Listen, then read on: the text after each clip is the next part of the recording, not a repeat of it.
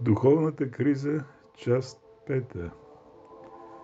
Самовлюбеният горд човек през цялата история постоянно забравя кой е истинският Творец. Всичко около човека днес се променя и той иска да преобрази света. Но неговият организъм като анатомия и физиология е неизменен. И за да съществува човек физически, трябва непрекъснато да диша въздуха с неизменен състав, такъв какъвто му е създал Творецът. И този въздух не се произвежда в някакъв завод. Тоест, ясно е, че условията за живот, зададени от Твореца, го правят зависим. И всякакъв вид намеса и промяна в живота на земята е пагубна. Цитат: „И създаде Бог човека пръст, вземайки от земята и вдъхна в лицето му дихание за живот и стана човек с жива душа“. Битие 2.7. И за да бъде човекът наистина човек, Бог вдъхна в лицето му, Битие 2.7, вяра, надежда и любов към Твореца, за да запази своя образ Божий и подобие. Човек трябва да съхрани чисто първичното, което Бог му е дал и вдъхнал в лицето му, Битие 2.7. Впрочем, както за външния, така и за вътрешния духовен мир на човека има специфични закони, които правят неговия живот пълноценен. Както казахме, за да съществува физически, той може да диша само въздуха, който му е създаден от Твореца, и всякакви опити да го замени с друг подобен ще бъдат фатални за живота му. Така и за да съществува човек духовно, душата му може да живее само с чистата и непроменена вяра, вдъхната му от самия Творец.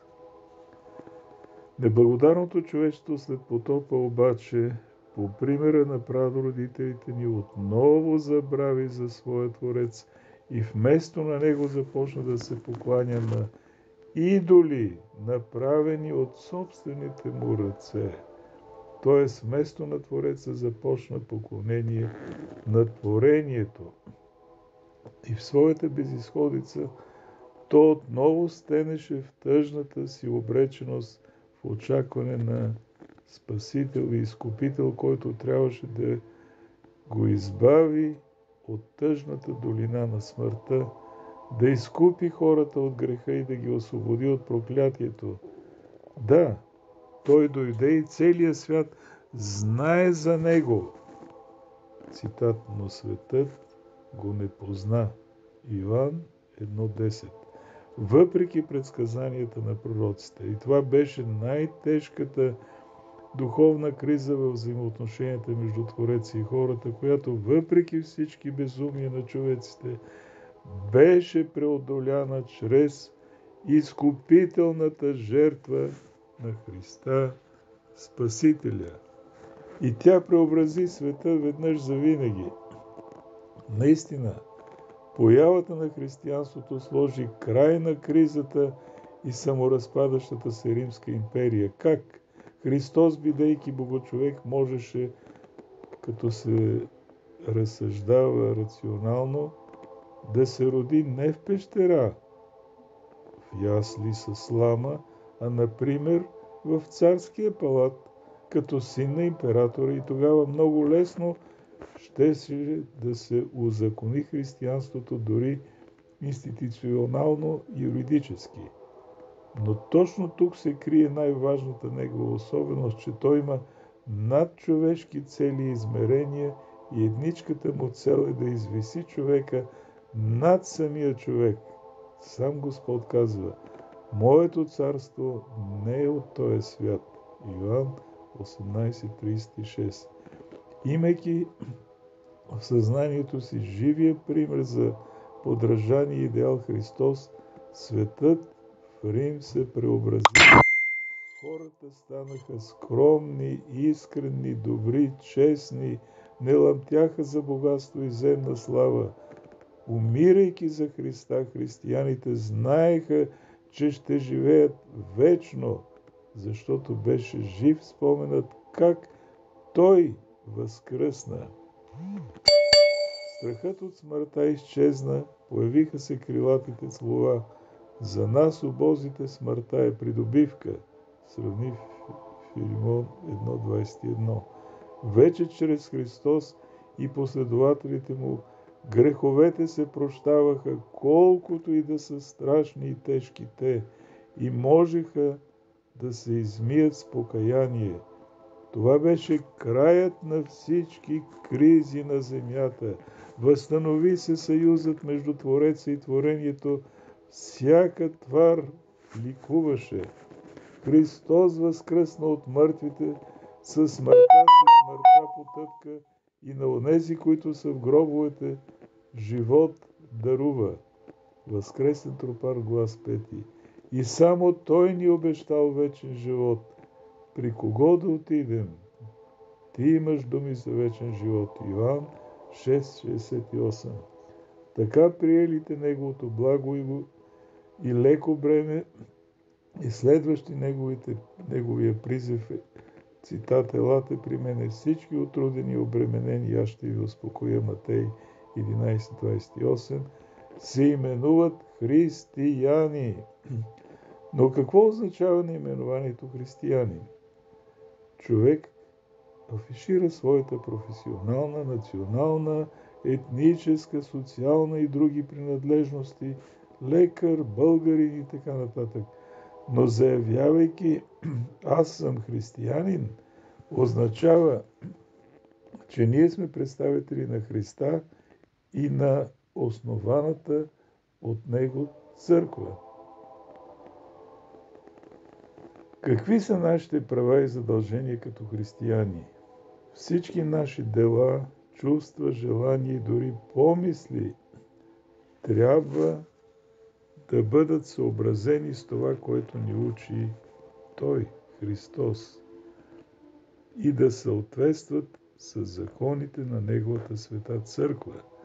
Самоопределянето християнин не означава обаче тъжна зависимост, обреченост или робство за свободата на човека, а напротив, изпълнявайки християнските си задължения, той връща истинската си първична свобода, която Бог му е вдъхнал. Битие 2.7.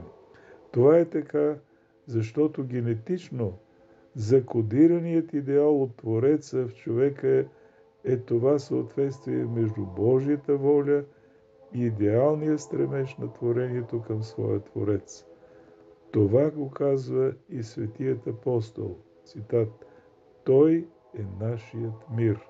Ефесени 2.14. Разликата между Христовият мир и духа на мира сего е противоположност на целите и на средствата за тяхното постигане, и това го казва и сам Господ Исус Христос. Цитат: идва князът на този свят и той няма нищо общо с мен.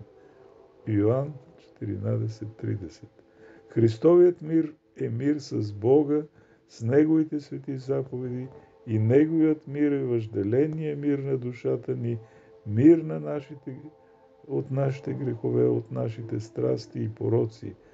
А афишираният света лелеян лъжлив мир с лозунги като равенство, братство, мир между религиите, между народите и самите хора е противоположен на него, защото е само привиден, лъжлив и цели удовлетворение на страстите и на стремежа на хората към греха, а те са неудовлетворими.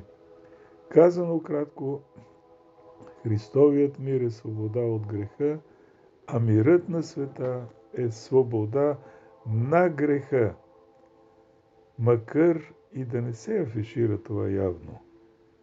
Или така наречените роби на Христа, раби Христови, чрез Христа са свободни от греха и страстите, а свободните съвременни хора робуват на греха и страстите.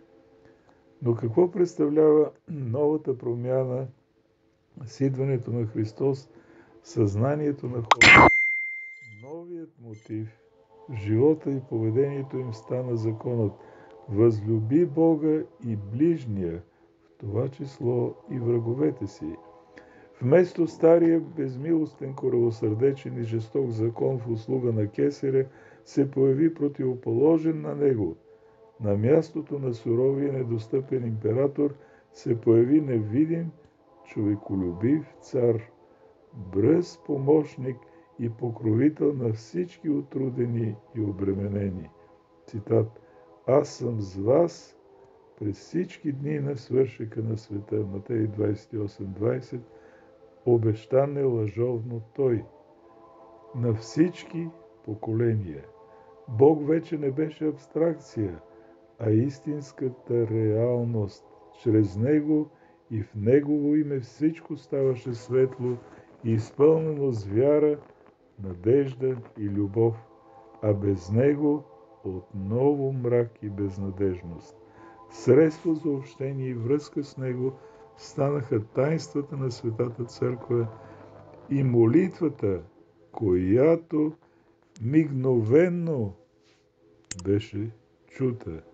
Ето как молитвата стана най-силното оръжие на света.